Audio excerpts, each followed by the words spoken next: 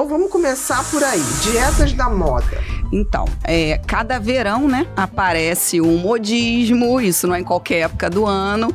Então vem o calor, as pessoas começam a se preocupar, o culto ao corpo, né, aquele cuidado um pouco maior. O pessoal começa a pensar nisso na primavera. Isso, né? Setembro, ao invés de começar outubro, no inverno, já se cuidar. Outubro, isso mesmo. E aí, do nada, um dia a pessoa acorda na bela segunda-feira e diz, né, hoje é o Dia Mundial da Dieta e vou começar a minha perfeição. E aí, escolha do momento. No momento, nós estamos com low carb e jejum intermitente. Então, vamos falar um pouquinho dessas duas, porque tem muita gente entrando nisso. Muita, e a gente recebe isso no consultório, as pessoas chegando fazendo da forma mais errada possível. Por quê? Na verdade, assim, jejum, low carb são estratégias nutricionais, não são dietas do dia a dia. Então, na verdade, assim, a gente aprende, hoje a gente tem vários estudos, tem uma área nova da nutrição, que é a metabologia, né? A gente cresceu muito. Para mudança do metabolismo, né? Eu Isso. sempre soube disso, por exemplo, você tira o açúcar, a low carb, né? Zero açúcar, para fazer um choque metabólico. Exato, só que assim, quando esse choque ele deve ser usado? Na verdade, nunca eu vindo de uma má alimentação e de repente fazer uma mudança brusca. Na verdade, isso só deveria ser feito quando a gente já entra no efeito platô. Eu venho de um emagrecimento. Aí paralisei porque eu já tô... Isso, porque eu já tô com pouca gordura. Eu tinha 70, aí eu fui para 60, fui bem, direitinho, fazendo a reorganização alimentar. E aí, de repente, eu parei ali nos 60. Isso. Aí eu faço uma dieta desse tipo, low carb, para justamente eu dar um up. Para voltar a mudar o metabolismo, para novamente eu começar a perder. É porque, na verdade, assim, o que é a gordura, né? Ela é um estoque de energia no corpo. Então, se a pessoa estava lá com 70 quilos, um estoque de energia grande, de repente, fica com uma quantidade pequena, o corpo, ele tende a economizar. E aí entra no que a gente chama de efeito platô. Só que as pessoas confundem muito. Elas começam a mudar a alimentação, voltam a errar de novo e dizem que estão no efeito platô e, na verdade, não é. Elas estão colocando mais caloria do que elas deviam. Então, assim, se realmente está no platô e o corpo já acostumou a essa realidade, aí é a hora de usar uma estratégia nutricional.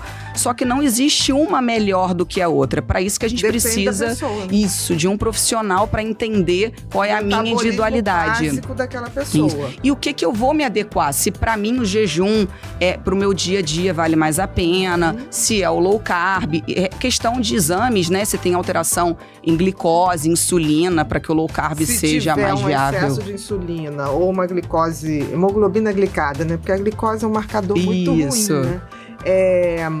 O jejum intermitente é mais indicado ou low carb? Low carb. Na verdade, assim, o low carb seria a primeira opção para baixa de insulina, de hemoglobina glicada. Só que um paciente, principalmente com a insulina alta, se eu radicalizar, se eu diminuir muito o carboidrato, ele fica enlouquecido. Então, ele entra em abstinência. Então, a gente não pode nem o 8 nem o 80. A gente sempre tem que ir pelo caminho. O meio termo sempre acaba sendo a melhor opção. Equilíbrio. Isso. Só que as pessoas, elas querem começar já, acordar na segunda-feira lá e ter o milagre. Sexta-feira já ter perdido 5 quilos. Né? Isso é muito importante. Porque tem gente que joga diurético, não sei o que, aí você perde líquido, você desidrata, mas não perde Só que gordura. hoje a gente pega o paciente, aí vem a pegadinha. Hoje nós temos a balança de bioimpedância a nosso favor, que antigamente a gente não tinha, né, nos consultórios. Que consegue medir, exatamente. E aí a gente consegue medir também a água. Então o paciente... Então você faz a balança de bioimpedância, faz a medida do líquido, da gordura e da massa magra. Isso, exatamente. E aí o paciente que usa um diurético antes da consulta para tentar enganar a gente, um laxante, é a água que vai dar baixa, mas a gordura vai aparecer exatamente ali. Tá vendo, gente? Não adianta mentir. E dentro dessa história, né, da dieta específica para cada um, e que a Ana colocou e você colocou muito bem, a gente precisa ter esse cuidado, que é o que eu sempre falo também. Nem sempre a dieta que foi feita para o Joãozinho vai ser a melhor dieta para a Mariazinha. E aí é isso que confunde. Eu tô nessa dieta porque essa é maravilhosa. E aí é onde que você pode ter vários tipos de problemas associados a isso. Isso. Que é o que serviu para minha mãe, não é o que serve para o meu pai. E a mesma coisa é a questão que a gente já fala também sobre a bariátrica. Tá, a dieta vai ser a mesma para todo mundo. E não é, gente. Não é a mesma coisa. É líquido, mas há uma diferença para cada pessoa. Por isso é que hoje a gente tem uma preocupação tão grande com a questão...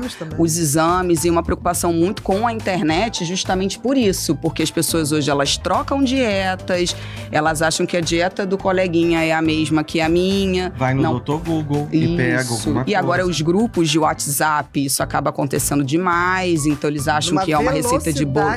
Sempre aconteceu, né? Mas agora a velocidade... Mas acho assim, eu e a Alex, a gente trabalha tantos anos juntos, né? Nessa área toda relacionada também a emagrecimento. E antigamente não tinha isso, né, Alex? Não existia isso. O paciente entrava e ele tinha toda aquela dedicação em cima ao que a gente prescrevia sempre. Só que hoje não tem. Hoje sempre vem uma listinha de pergunta. Porque eu li esse suplemento, eu li sobre essa dieta. É muito engraçado, é verdade. Os anos passaram e, assim, os questionamentos mudaram. E por mais que você debata, isso aqui é o melhor para você, muitas vezes o paciente, mas eu queria isso. Não aceita. Não aceita. Por quê? Por que para minha amiga você prescreveu isso e para mim você não está prescrevendo? Outro dia mesmo uma paciente me ligou: Lília, eu vou fazer cirurgia bariátrica, você não me prescreveu nada antes da cirurgia, chorando. Por quê? Você esqueceu de mim. Você passou Você também é nutricionista da minha amiga, da minha prima. Eu falei, graças a Deus você não está precisando, né?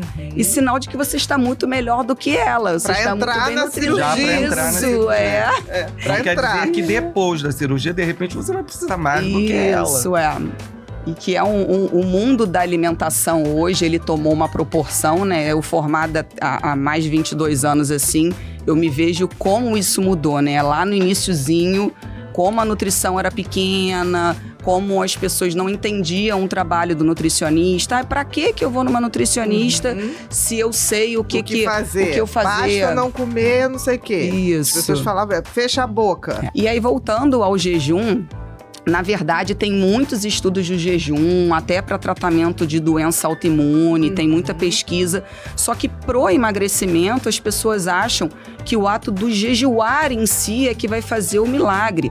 Na verdade, a gente também tem que fazer uma conta calórica. Então, eu tenho questão... Pode ficar 12 horas sem comer e quando comer... E vai comer uma quantidade absurda. Calóricas, né? Tipo, isso. Para poder... O organismo vai reter tudo, né? E aí, assim, a gente tem uma taxa metabólica, né, que a gente calcula, que seria, para quem não sabe, o salário de calorias diário que a gente precisa consumir por dia. E aí, dentro daquela janela de jejum e fora do jejum, o que eu tô consumindo? Então, não adianta nada dizer que eu fiquei 12 horas em jejum, 8 horas, 14 e ultrapassar essa quantidade calórica. Depois, né? Isso. A mesma coisa acontece ao contrário. As pessoas acham que quanto menos caloria, melhor. Mas o corpo subentende o quê? O que está acontecendo? Então, eu quero andar com um carro e eu tenho pouca gasolina, então eu não vou conseguir ter o efeito metabólico e acelerar da maneira que precisa.